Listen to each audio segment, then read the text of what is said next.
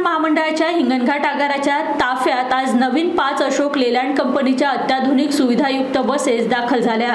हिंगणघाट बस स्थानक येथे आज सकाळी 11 वाजता हिंगणघाट विधानसभा मतदारसंघाचे आमदार समीर पुनावर यांच्या हस्ते नवीन बसेसची फीत कापून हिरवी झेंडी दाखवण्यात आली। 5 बसेस या ठिकाणी आम्हाला शासनाकडून मिळालेल्या आहे।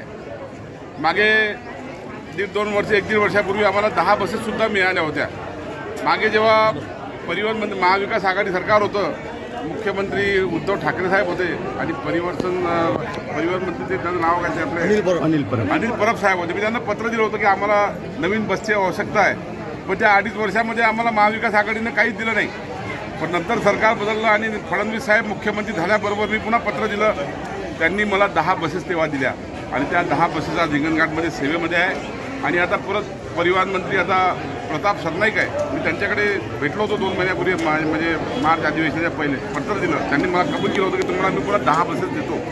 त्यांनी आज 5 बसेस आम्हाला दिलेल्या आहे। अतिशय आनंद होत आहे, कारण की हा ग्रामीण भाग आहे, 280 गावं आहेत लहान मोठे, आणि शेतकरी, शेतमजूर, विद्यार्थी यांच्यासाठी टायमिंग फार आवश्यकता आहे शिक्षणासाठी आणि ग्रामीण भागासाठी, आणि म्हणून त्या बसेस सर्व मिळाल्या पाहिजे। प्रत्येक गावापर्यंत बस गेली पाहिजे, सर्वांना टायमिंगचा फायदा झाला पाहिजे, हा उद्देश माझा आहे।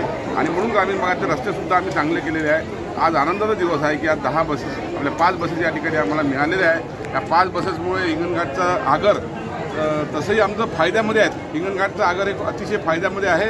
या 5 बसेसमध्ये पुन्हा हे आगर फायद्यामध्ये होईल आणि आमचे सर्व ज्येष्ठ नागरिक